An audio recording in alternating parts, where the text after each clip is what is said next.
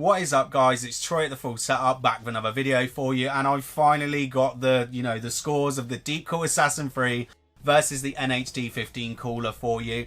I am sorry it's took me a little bit longer to get this video out than I would have liked. I seem to have just been getting flu like every other week at the moment. I'm a bit croaky as well. I think I need to start looking after myself, maybe stop gaming so much, start eating some better food. But yeah, Deepcool sent over the Assassin 3 because they were claiming that it is an NH-D15 killer. Now, any of you that know the NH-D15, you know that that has been the go-to air cooler, performance air cooler for like half a decade now. So what I decided to do is I wanted to split it into 3 videos. I wanted to firstly do like a comparison of it, both of the coolers, saying like on the looks, what you'd buy, because I know that's still important to a lot of people. I know a lot of people, you just want the performance, that's all you care about, but still a lot of people, they want a nice looking PC. The other video was the installation guide, and this video today is going to be all the thermal scores and also some acoustic performance as well, because beating it on cooling wasn't just enough for me. As we know, Noctua fans perform extremely well. They've sort of been out there, setting the benchmark for forever, okay? And Noctua fans are the ones. So I was really interested to see what the fans were like on this cooler.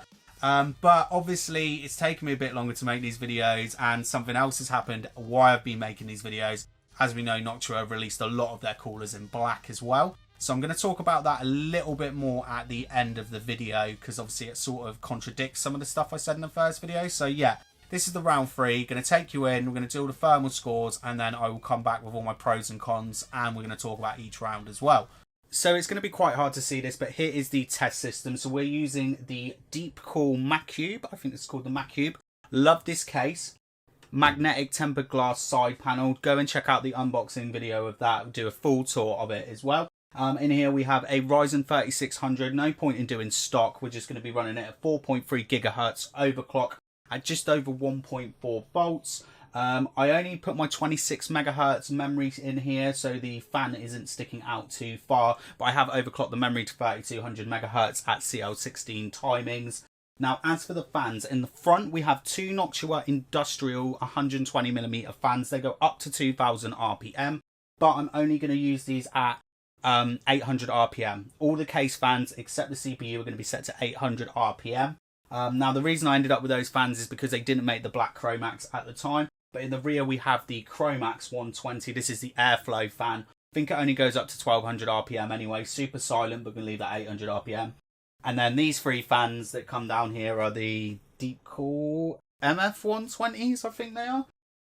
They're sort of lighting ones. They are fully RGB, but I've gone for an all sort of white build. We've got an RTX 2060 for the gaming benchmarks. We're just going to leave the fans at auto. This is the Asus Dual 2.5 slot, pretty chunky one. And we're going to start off with the Noctua cooler in here as well. And then we also have a sound meter here as well. Nothing too expensive, just a £20 one, but we can sort of press hold and it will tell me, what decibels we were at. So now part of the reason I've set these all fixed is obviously because some of the fans we do have, like the Noctuas in the front, they can go up to 2000 RPM. And as much of you people would like to just use fan profiles, I use them all the time. I always think you're better off to just sort of set your case fans to just to that point where you can just about hear them. So where they're sort of silent, but you sort of know they're there. And that way you don't have the fans ramping up with the CPU, because obviously if your CPU is going at like 80 degrees, you're going to want this curve, so it's maybe aggressive to keep it down a little bit. But the thing I find is that then you end up, your fans are going at the same amount as well. And I have done some tests with these, and the difference between these set at 800 RPM and the fans going at full tilt is about 2 degrees. That's what I'm losing. My CPU is 2 degrees hotter, but all my other case fans are silent. Now, I'm starting off with the low noise adapter for the Noctua, which goes up to 1200 RPM. So I've just maxed it out, can barely hear the system. You can see here, it's going at about 1134 RPM. So we're going to fire up IDA 64, system stability test. We're stressing the CPU, the FPU, and the cache, 4.3 gigs. And we're just going to let that run. Now, with AIO coolers, if you were comparing to AIO coolers, you should probably let this run for an hour, even up to an hour and a half, because liquid coolers start off generally with not very high temps, but then as the water sort of heats up is where you get the temps. Now with air coolers, they generally hit the top of the line pretty quick of where they want to go to. So we're just going to do a 15-minute test at each run. So yeah, low noise adapter, 800 RPM on all the rest of the fans, and the CPU is going at full tilt. CPU cooler, yeah, maxed out. So as you can see, we've just approached the 15-minute mark. We've had no throttling whatsoever. CPU has remained at it is now 72 degrees. You may be thinking this is quite high. Now, one thing I said in my original gaming benchmarks with the Ryzen 3600 is that Ryzen 3000 is running a hell of a lot hotter.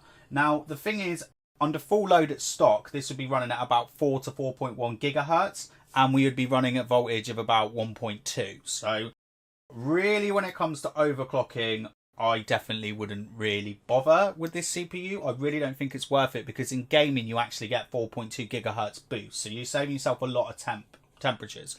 You're better off spending more money on better RAM. Okay, this doesn't mean you shouldn't buy a nice cooler. These are still two very good coolers, but for this generation of Ryzen, I really wouldn't bother. So let's have a look. So we had a maximum temperature of, let's confirm this, 72 degrees. We won't worry about average temperatures. We'll just go for the maximum temperature because that's what's important. But we will look at average fan speed. So where were we for fan speed? 1163 RPM. Obviously we were just running that sort of maxed out. Now we need to do a noise test. Take my noise test with a pinch of salt. This isn't a very good. I'll show you it. It's nothing particularly special. We're just going to let it run. I've got it on the slow setting. We're just going to try and be quiet. Quiet. Everyone. Shh.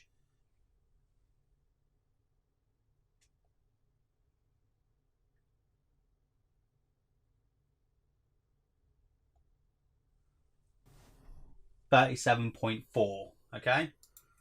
Obviously that's moving around. I've got it on the slow setting. So as long as they're like all close to each other with the temp, you know, the noise, take that with a pinch of salt. You might want to check out some other reviews from a more professional channel for that. I will try and get some better monitoring audio equipment, because I know a lot of you have been asking me to do noise tests, and this is the reason why I haven't. So yeah, with the low noise adapter, we are sat at an average of 1163 RPM on the fans, because one of those maxed out. The max temperature is 72 degrees. Running at just over 1.4 volts. That's what I'm saying here. I just don't think it's worth overclocking this generation of Ryzen. The performance uplift versus the voltage, maybe the chip not lasting as long, the extra cooling. You're better off just to buy some real fast 3600 megahertz memory. Noise 37.4 dBA, but we're going to take that with a pinch of salt. But either way, that is whisper quiet. So for the next test, we're going to still keep all of the other fans at their 800 RPM. But we're actually using the Asus standard profile here now. So the fan can sort of, let's find it. The fan can sort of creep up and do its own thing. So we're just using the standard profile here. And now the RPM as well. We've got the full RPM range. So that's 1496 RPM. They're rated at 1500 RPM. You know, you've sort of always got like a 10% plus or minus with fans. So yeah, same again really. 15 minutes. IDA 64. Dismiss that one. That's just because I force quit the program. It wasn't because we had a crash or anything. And we're just going to let that run for 15 minutes and see what the temperature scores were. So here we go then. We've just hit the 15-minute mark. This is with the fans still set at 800 RPM, all the other system fans. But we have now got the CPU fan set to auto. Well, on the standard profile. And we're not using the low noise adapters either. Now, as you can see here, it sort of jumps around a little bit. That's the fan profile. And then it's sort of sat at 72 degrees. But I'm going to go off the max temperature. No throttling again. Voltages are still high. That's what I'm saying. Not really a huge point in overclocking this CPU. So the maximum was 73 degrees. So I'm going to put the max temp in. Okay, fan speed, we're actually going to look at maximum and average, because obviously the fan speed will be moving around. So the maximum was 1412 RPM. And the average was 1362. It's time to be quiet. We're going to get a not very accurate noise score here. 40.5 dBA. It's not really a huge improvement there. Well, not like, you know, not masses of extra sound. Not really anything differences in the temperature. I think the outcome of this video is going to be run both of them with the low noise adapters. Unless you're pushing serious overclocks on very high core count CPUs. I think if you're on an 8 core and under with these, you'd be using the low noise adapters. Okay then, so we need to do the next test. Okay, so for the next test then, again, you're going to get bored of hearing this. Fan speed 800 RPM. Let's not say that when we come to the Assassin. You know, that's what all the other fans are set to now. But we're running the CPU cooler at max. That's going to be at 1500 RPM, or as it says on here, 1496. Let's run the test. 15 minutes again. Getting really bored of being sat quietly in this chair. We still got to do the Assassin. Jesus. So we're just about to hit the 15-minute run with the Noctua NH-D15. Is it the D15? Totally forgot what it's called. Yeah, NH-D15. Running at full RPM here. So let's just have a little look at. And as you can see, sort of now we don't really have that variance. It's a bit like the first test we did. So it's just sort of pretty much straight hitting. 71 degrees. 71 degrees. So yeah, you definitely want to be using, anyway, if it's with the Ryzen 3600 or maybe even an 8 core, probably just straight up use that low noise adapter. Now the fan speed, again, because it was fixed, we only really want to be looking at the max. So the max here was 1445 RPM. And now we need to try and do this bit.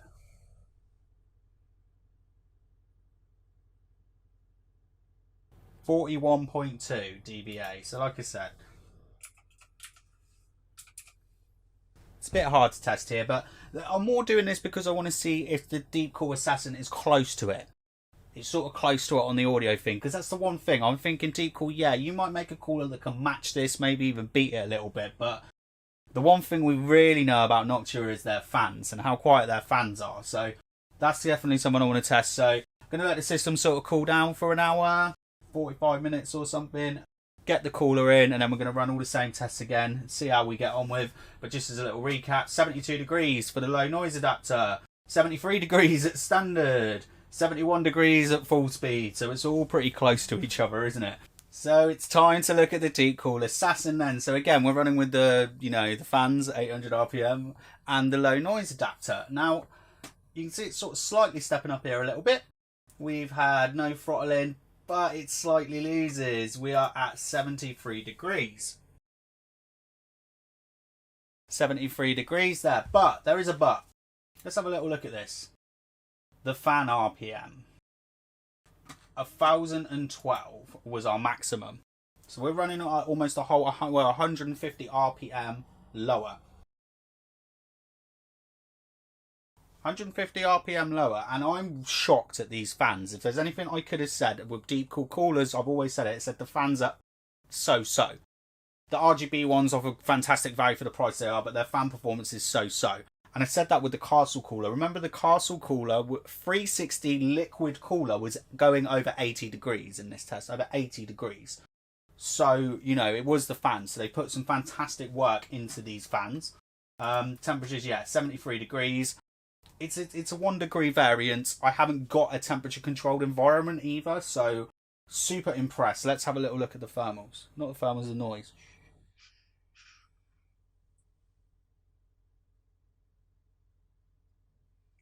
Not bad. It's not as good, but it's not bad. We had 37.4. Like I said, take these with a pinch of salt as well, because trying to, you know, again, I live by a street here. It's a Saturday. So there are cars and stuff going around. 38.5 versus 37.4. That's nothing. This system, silent as hell. It is so quiet. It is unbelievably quiet. I feel like it's going to be more of this. I feel like they're going to perform about the same. So anyway, let's move on to the next test. So here we go. We're approaching the 15-minute mark. Again, no throttling whatsoever from the CPU. Remember, this is like a worst case scenario test as well, ID64. Now, you can see it's sort of hovering around 73 now, but it's the same story really. Same story. 1 degree. 1 degree higher on the temp, so 74 degrees. But I'm still pretty happy with this. So let's have a look at the fan temp, the fan speeds then. So 1364 is the max, so again it's lower. Lower fan speeds. And then the average fan speed was 1327, so about 30 RPM slower. So again, I'm really happy with this. Like I said, I don't have a controlled temperature environment, so I always thought they're going to perform about the same. Because when Deepcool sent me all this slides and stuff on it, it was only beating it by like 2 or 3 degrees anyway, so I couldn't see it beating it massively. Anyway, let's get quiet. Let's get quiet. Where are we at?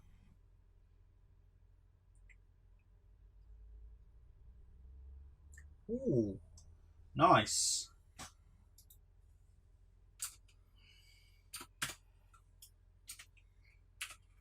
$39.6 dBA. So, you know, it's like I say, I'm really impressed with this. I'm really impressed with this. I think what it comes down to is there's a limit, isn't there? There's a limit you can go to with a dual 140 tower cooler, and both of these coolers seem to be on the limit.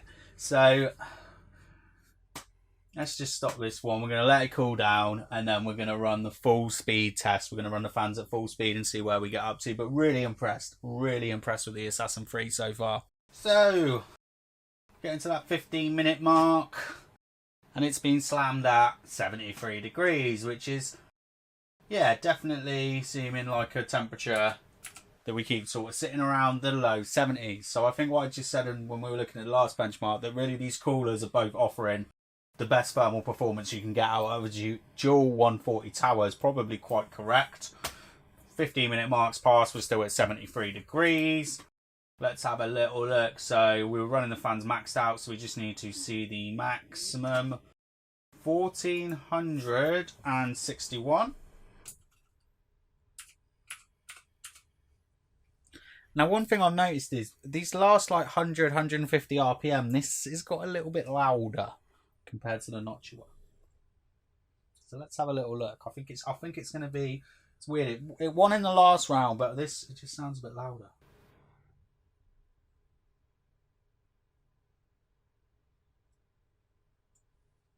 No. 41.5, so it's about the same, to be fair. Maybe I'm just getting a little bit bored of listening to fan noise, even though the system was completely quiet. So I just wanted to do a quick gaming benchmark. Now, as you know, with all the other Deepcool coolers, I normally like play Battlefield for a couple of hours, and then we sort of look at like how the temps are going, and that's sort of how I compare it. Obviously, because we've got 2 coolers, we're going to need like a synthetic benchmark. So what I've gone for is Shadow of the Tomb Raider, but I'm going to show you the 10th run. So this is the 10th run of the benchmark. Same as I've been saying all the way through the videos, all the other fans are set to 800 RPM. Now for this, I actually just set the fans to auto with the low noise adapter on. So I did check, and to be fair, they were maxing out as they were getting through the benchmark. So they're both running at that sort of 1000 to 1100 RPM. Now, I really wanted to put some stress on the CPU, so I would ignore the scores here. Don't look at this as a RTX 2060 Ryzen 3600 Tomb Raider score, because you are going to see some bottlenecks because I'm running it all at low settings. I wanted to put stress on the CPU as much as I can. And to be fair, this is a very demanding benchmark. So what you're seeing here on screen is the 10th run from each cooler.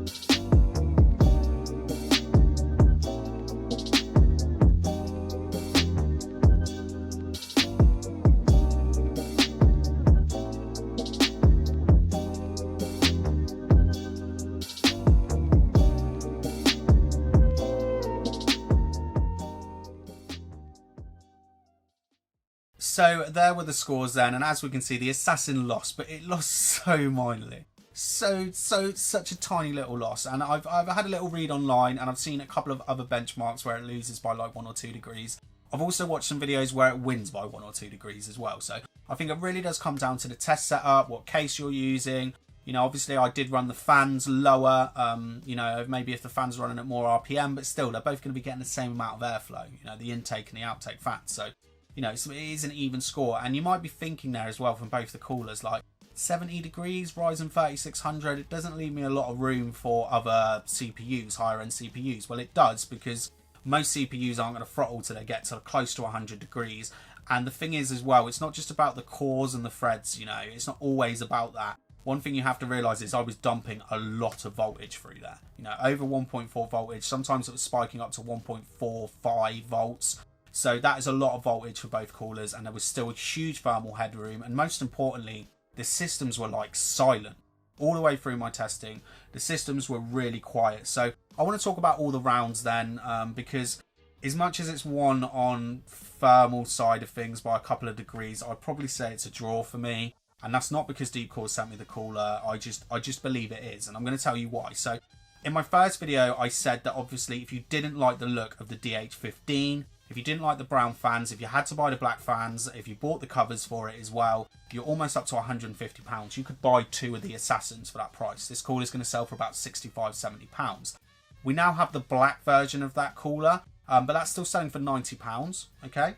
So that's about 20% more. But it's not 20% of £1,000, so it's not a big amount of money. And I would agree that I think the all black DH15 does look better than this cooler, but that's just, you know, my feelings. You know, if I wanted an all murdered out PC, that Noctua cooler is looking fantastic. But this cooler still looks beautiful as well. Another thing as well is if you did want to put covers on that DH15, not that I think you'd want to cover the black, that's going to cost you another £25. So it's still more expensive.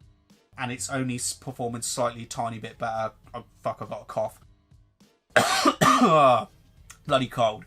So it's only performing like, you know, a tiny little bit better. But like I said, it costs 15 to 25% more, but it's not a lot of money. I think if you're spending over £50, £60 on a cooler, it doesn't matter what you spend anyway. You know, that's what you want. You like to buy expensive parts for your PC. So, yeah. I would definitely say, you know, they've both got their pluses and minuses. The black DH15 looks a bit better, but the Deepcool's cheaper. So you sort of see they level up and it's a draw. The next thing is the installation. Now, when I did the installation video, we only showed the Intel CPU mounting method because it was both the same way that you would install it. And I didn't show you putting it in, you know, taking it out of a case, putting it back into a case. But in that video, I basically said the DH15 slightly won because out of all of my testing, taking it out of cases, popping it apart, getting B-roll footage out of all of that, the fan clips never fell off it. And that is something I have never experienced before. So I can't give Deepcool crap for this because everything I did with the Deepcool one of those little fan clips sprang off. And to be fair, I've had that with pretty much any other air cooler I had. And that was the only difference for me, where the DH15 pulled ahead. But I hadn't put them, you know, I hadn't actually taken them out of this case and reinstalled them into the case. One thing I've noticed with both of them, which was really doing my head in, is that it's really hard for me to get the GPU out because I can't reach the clip. And it's really hard for me to get the fans out to remove the cooler to take the GPU out because I can't get the clips out. It's almost too big. Both coolers are too big in there. Now, if you're just building a PC and you're leaving it in there for years, cool. But for me, I think I'm probably going to go back to putting a liquid cooler in this case, even though both of these coolers perform better than the liquid cooler that I have, because it's just easier for me to take parts out because, you know, it's YouTube and stuff. You know, I always have to, it's hard. You know, I have to take it from you at home, but also me for the channel. And for me for the channel, they're both very hard to get out of the case, in and out all of the time, because they're so chunky and massive. Now, one thing I didn't go into was the AM4 installation. And to be fair, the Noctua AM4 installation is pretty piss poor. So with the Deepcool for both of them, you basically line the bracket up to the back and then you just spin a bolt on it. It's really easy. You can put the bracket on with the case stood up. So, you know, it's really easy to get your arm around it. Now, with the Noctua, you have to hold the AMD backplate into place. You have to put these two little grey things, which I don't know if the camera's focus has got it on, hold those onto it while you're holding the back plate, and then put that on with the two screws. Again, if you're just going to install your cooler once and then leave it for a couple of years until you repaste, it's not that stressful. One thing I always say with that, when you've got to hold the backplate into place while doing loads of other screws, is to put like a DVD case or some games behind the backplate, lower the PC, look like I'm going to sleep, lower the PC down onto like a desk or something, and then the backplate should normally stay in place. But the Deepcool one was just, it's got a better bracket if we're talking about both platforms. So again, that sort of levels it up. Do you know what I mean? The DH15 clips never came up, which is just came off, which is just great. But its AM4 install isn't very good versus where Deepcool's install is great for any platform. So yeah, again, that sort of draws a bit. And then we're on the temperature scores, aren't we? So the Noctua does win that, which means the Noctua would win overall, wouldn't it? The Noctua would be the overall winner. But again, it's 1 or 2 degrees. Again, I'm having a coughing fit. But again, it's 1 or 2 degrees. As I said there in the video, you know, both of these coolers really represent the best performance you're going to get out of a dual 140 tower. You know, basically what I came into, you know, towards the end of that, with its temperature scores being so close, is that both of them are shifting the most amount of heat that a dual tower cooler can shift. That's where it's at. But they both shifted them incredibly quiet, and I am really impressed with the fans on the Assassin. I am so impressed, because I thought that's where they were going to lose. And again, you know, I was only pressing buttons on this little mofo here. You know, it wasn't exactly a most accurate test, but all the tests were coming out really close to each other. And you know, 1 or 2 decibels when you're under 45 decibels is like nothing. It's nothing to really write home about. And the PCs have been silent. Both of them, when I've been just casually playing some Battlefield with the system overclocked, with all the fans just like set to like barely being hearing, temperatures were great. Now, one thing that you would have seen there was the gaming thing. So I said I wanted to show the video for the 10th run, which means I had to show the video for the 10th run. And as you can see, the Assassin was spiking a little bit, which is really annoying, because on the 9th run it didn't do it, and on the 11th run it didn't do it. But I'm going to show the 10th run, because I said to you I'm going to show you the 10th run. But yeah, either way, the temperatures are just fantastic with these. I would run them unless you're running real extreme overclocks. Or, you know, I'll just go with that low noise adapter for both of the coolers, because I can't hear anything. My PC is not making a freaking sound right now. It's just nothing. The only thing I can hear is my belly rumbling. Don't know if you got that on camera. The fact that I'm about to cough, that I'm nasal as hell, and that I'm ill. That's the only thing I'm hearing right now. So I'm sure you're tired of hearing my voice. So either way, you know, although the DH15 does still slightly win, it's a very good job, Deepcool. Your cooler is cheaper. Just buy the cooler you like the look of. Buy the cooler that's going to look best in your build, because both of them perform exceptionally well at air cooling, will be exceptionally good for overclocking. And if you don't want liquid in your system and you want the best air performance you can get, that's what both of these coolers do. Anyway, I'm sure I've been waffling on for like forever now, so I'll see you later. I'm also going to do a channel update in the next couple of weeks as well. I'm just about to go on holiday. Sort of want to tell you all why there hasn't been many benchmarks of late and why I'm not making as much content. So I'm going to give you all an update on that, because I've got some really big news coming.